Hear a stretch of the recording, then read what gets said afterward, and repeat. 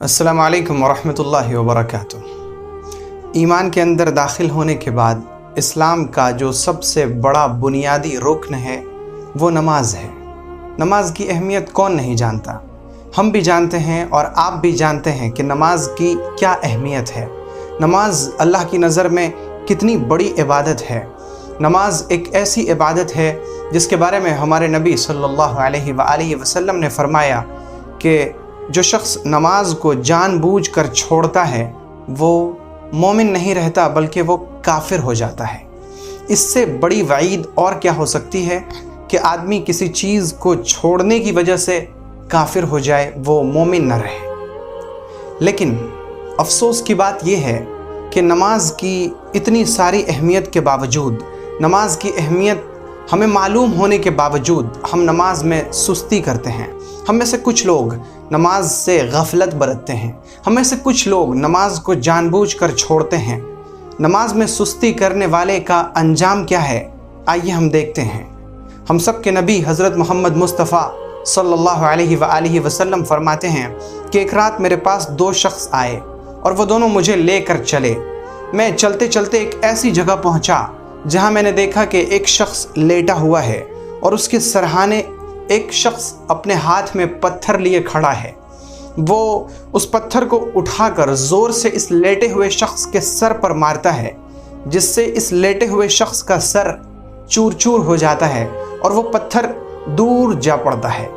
फिर वो पत्थर मारने वाला शख्स उस पत्थर को उठाने के लिए जाता है और उस पत्थर को उठाकर फिर यहाँ इसके सरहाने लेकर आता है जब तक इसका सर दुरुस्त और सही हो जाता है। फिर ये उस पत्थर को उठाकर ज़ोर से इस लेटे हुए शख्स के सर पर मारता है। मैंने मालूम किया कि ये कौन है जिसे इस तरह से सज़ा दी जा रही है। मुझे बताया गया कि ये वो शख्स है जो नमाज से गफलत बरत कर सो जाया करता था। अब हम ज़रा सोचें कि वो शख्स जो नमाज में सुस्ती करता है, यानी कहता है कि अभी तो थोड़ा वक्त है, पढ़ लेंगे, अभी वक्त तो गुजरा नहीं, पढ़ लेंगे, या वो ये कहता है कि दिन भर की पूरी नमाज रात को एक साथ जमा करके पढ़ लेंगे, फिर वो रात में सो जाता है।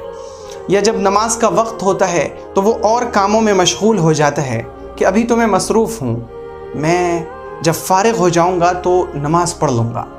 वो शख्स जो नमाज में सुस्ती करता है उसका अंजाम ये है कि उसके सर को पत्थर से बार बार कुचला जा रहा है। तो हम ज़रा सोचें कि हम में से वो जो नमाज को पढ़ते ही नहीं, हम में से वो जो नमाज छोड़े ही रखते हैं, हम में से वो जो नमाज के करीब ही नहीं जाते, हम में से वो जो नमाज को अपनी ज़िंदगी में लाते ही नहीं, उनका क्या होगा। हालांकि हम सब जानते हैं कि जब क़यामत का दिन होगा तो सबसे पहले इंसान के जिस अमल के बारे में सवाल किया जाएगा वो नमाज है। सैयदना उमर फ़ारूक रज़ियल्लाहु ताला अन्हु ने जब अपने गवर्नरों को ख़त लिखा तो उसमें लिखा कि तुम्हारी सबसे अहम चीज़ जिसका तुम खूब ख्याल रखो वो नमाज है। यानी तुम हुकूमत करो, इंतज़ाम संभालो, लेकिन इसका मतलब ये नहीं कि तुम नमाज मत पढ़ना। ये बहाना अल्लाह के यहाँ बिल्कुल नहीं चलेगा कि ए मेरे रब मैं तो बहुत मसरूफ़ था, ए मेरे रब मैं कमाने में बहुत मशगूल था, ए मेरे रब मेरा बच्चा मुझे परेशान करता था, ए मेरे रब मैं तो बहुत फ़कीर था, ए मेरे रब मैं तो बहुत मालदार था, मेरे पास इतनी दौलत थी कि मैं उसी के इंतज़ाम में, उसी की हिफाजत में मशगूल रहता था, इसलिए मैं आपको सजदा ना कर सका, मैं आपके लिए नमाज़ें ना पढ़ सका। अल्लाह के यहाँ ये उज़्र या कोई भी उज़्र नहीं चलेगा, क्योंकि अल्लाह रब्बुल इज़्ज़त ने तो इंसान को ये फ़ुर्सत भी दी है कि अगर तुम खड़े होकर नमाज नहीं पढ़ सकते तो बैठ कर पढ़ो, बैठ कर नहीं पढ़ सकते तो फिर लेट कर पढ़ो। यानी तुम जितने भी बीमार रहो, नमाज किसी हाल में माफ़ नहीं। हत्ता कि जिहाद जैसी अज़ीमुश्शान इबादत कि जब मोमिनीन जिहाद में होते हैं उस वक्त भी नमाज माफ़ नहीं। उस वक्त भी हुक्म यह है कि कुछ फ़ौजी नमाज अदा करें, कुछ फ़ौजी दुश्मनों से लड़ते रहें। फिर जब ये नमाज पढ़ने वाले दुश्मनों के पास लड़ने के लिए वापस आ जाएं तो ये लड़ने वाले वापस जाकर नमाज अदा करें। यानी जिहाद जैसी अफरा तफरी के माहौल में भी नमाज माफ़ नहीं, बीमारी में भी نماز معاف نہیں۔ اللہ رب العزت نے سورہ بقرہ میں جب طلاق کا حکم بیان کیا تو درمیان میں اللہ نے ایک آیت دی، حافظوا علی الصلوات والصلاۃ الوسطیٰ، کہ نماز کی حفاظت کرو، نماز کی پابندی کرو۔ یعنی جب طلاق کا معاملہ چل رہا ہو، دو خاندان الگ ہو رہے ہوں، اس وقت بھی تم نماز کو مت چھوڑنا۔ اور ہم چھوٹی چھوٹی سی چیز پر، چھوٹے چھوٹے بہانے سے سب سے پہلے جس چیز کو ختم کرتے ہیں وہ نماز ہے۔ ہم اچھی طرح جان لیں کہ یہ نماز ہی ہے جو ہمیں قبر کے عذاب سے بچائے گی، یہ نماز ہی ہے جس کی وجہ سے ہم قیامت کے دن بچ سکیں گے، یہ نماز ہی ہے جس کی وجہ سے ہمارا پل صراط پر چلنا آسان ہوگا۔ نماز میں کتنا وقت لگتا ہے؟ تھوڑا سا تو وقت لگتا ہے۔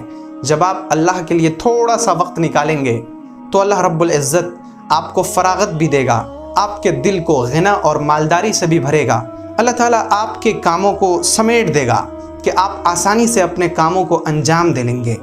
ورنہ اگر ہم نے اور آپ نے اللہ کے لیے وقت نہ نکالا تو پھر اللہ تعالیٰ ہمارے کاموں کو بکھیر دے گا، ہمیں فراغت سے محروم کر دے گا۔ ہم اس قدر بزی اور مصروف رہیں گے کہ ہمیں اپنے لیے، اپنے خاندان کے لیے، اپنے بال بچوں کے لیے بھی وقت نہیں ملے گا، اور ہماری آنکھوں کے سامنے فقر کو رکھ دے گا کہ ہم مالدار بھی ہو جائیں گے تو ہمیں فقیری کا اور تنگ دستی کا ڈر لگتا رہے گا۔ آئیے ہم نماز کی حفاظت کریں تاکہ اللہ ہماری حفاظت کرے، کیونکہ جب بندہ نماز چھوڑتا ہے تو پھر اللہ کو کوئی پرواہ نہیں کہ وہ مر جائے، لٹ جائے، قتل ہو جائے، اللہ کو اس کی کوئی پرواہ نہیں۔ تو آئیے، اگر ہم چاہتے ہیں، اگر ہمیں یہ پرواہ ہے کہ اللہ ہماری پرواہ کرے، تو آئیں ہم نماز کی پرواہ کر لیں۔